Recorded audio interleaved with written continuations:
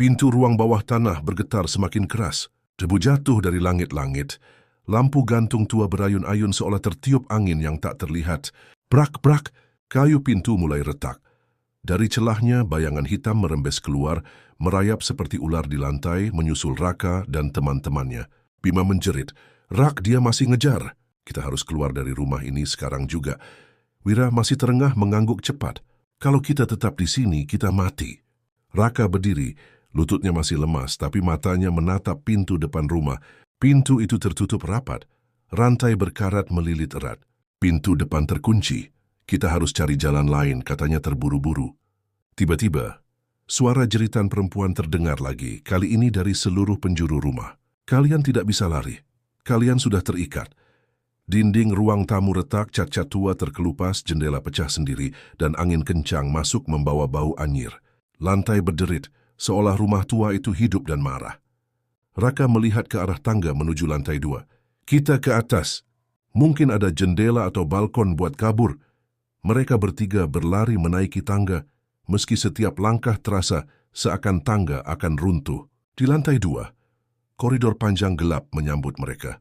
Lukisan-lukisan tua di dinding bergoyang sendiri, beberapa jatuh dan pecah. Dari setiap kamar terdengar suara-suara samar, tangisan, bisikan, bahkan tawa kecil yang menyeramkan. Wira menutup telinganya. Astaga, si rumah ini gila, semua kamar berisi suara. Raka tetap maju, meski bulu kuduknya meremang. Ia tahu berhenti berarti mati. Sampai akhirnya mereka tiba di sebuah kamar dengan jendela besar yang pecah sebagian. Udara malam masuk, memberi harapan. "Di sini kita bisa lompat," kata Raka. Namun sebelum mereka sempat mendekat, jendela itu mendadak menutup sendiri dengan keras braka, seolah ada kekuatan gaib yang melarang mereka keluar. Bayangan hitam mulai memenuhi koridor di belakang mereka. Bima menoleh panik. "Rak, kita terjebak." Jalan keluar ditutup semua. Tiba-tiba suara berat yang familiar terdengar dari bawah, suara genderuwo. Namun kali ini bukan hanya raungan melainkan panggilan. "Keluar, sebelum rumah ini menelan kalian!" Suara itu menggema, membuat seluruh rumah bergetar hebat. Atap mulai runtuh, kayu patah berserakan. Rumah tua itu seakan benar-benar akan hancur.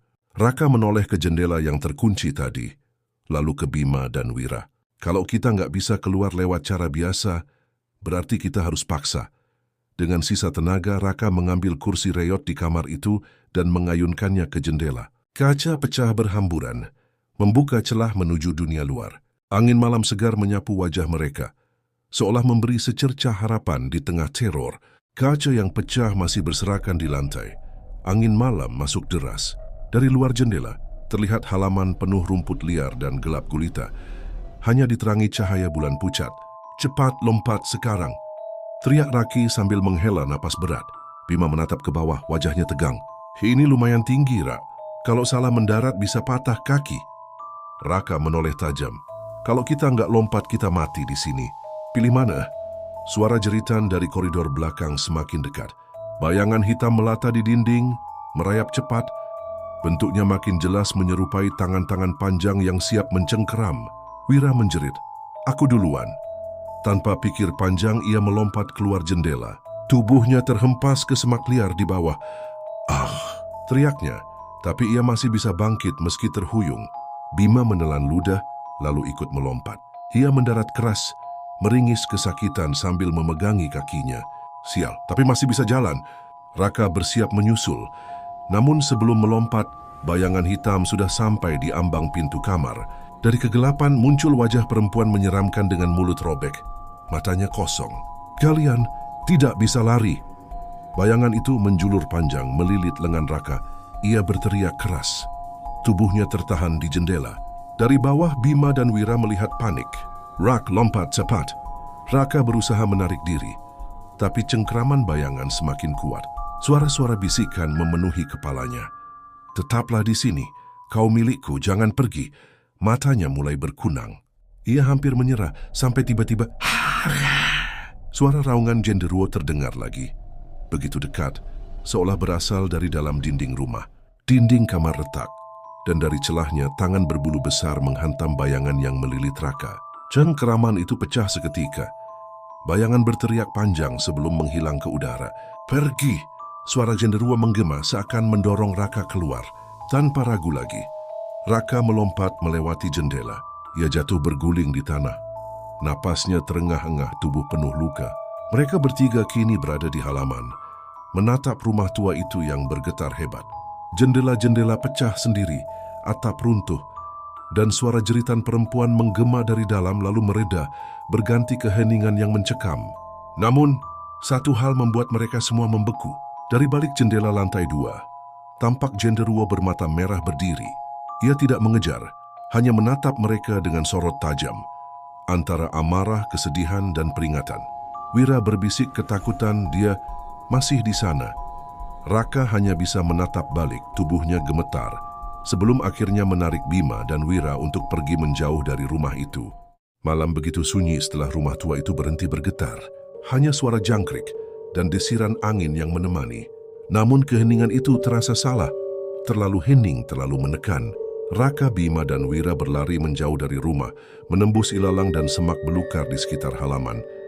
Nafas mereka terengah, dada sesak, tubuh penuh goresan. "Jangan berhenti!" seru Raka sambil menarik lengan Wira. "Rak, aku nggak kuat lagi." Bima terhuyung, kakinya yang terkilir membuat langkahnya pincang. Raka menoleh ke belakang.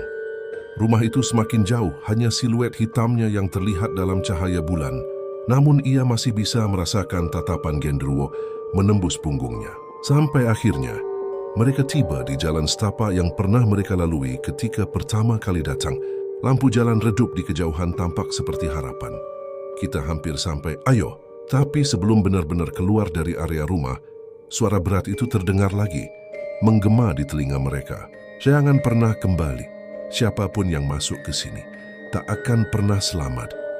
Suara itu membuat mereka bertiga berhenti sejenak. Hening jantung berdetak kencang. Wira gemetar. Dia memperingatkan kita.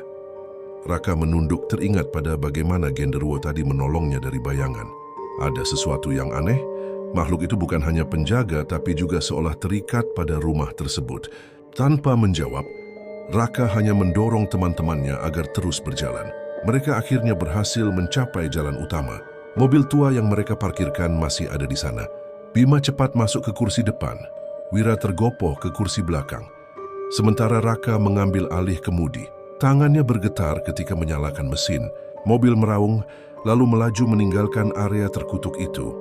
Namun selama perjalanan tak ada satu pun dari mereka yang berbicara. Jalanan sepi, hanya suara mesin yang menemani. Setelah beberapa menit, Wira akhirnya memecah keheningan. "Rah, tadi kalau bukan karena genderuwo itu, mungkin kau udah mati." Raka terdiam dan matanya fokus ke jalan. "Jelas, tapi justru itu yang bikin aku bingung. Kenapa dia nolong kita?" Bima menimpali, suaranya serak. "Mungkin dia bukan penguasa rumah itu. Bisa jadi dia juga korban, terkutuk untuk jaga rumah tua itu selamanya." Mobil terus melaju, meninggalkan kegelapan. Namun di kaca spion, Raka sekilas melihat sesuatu.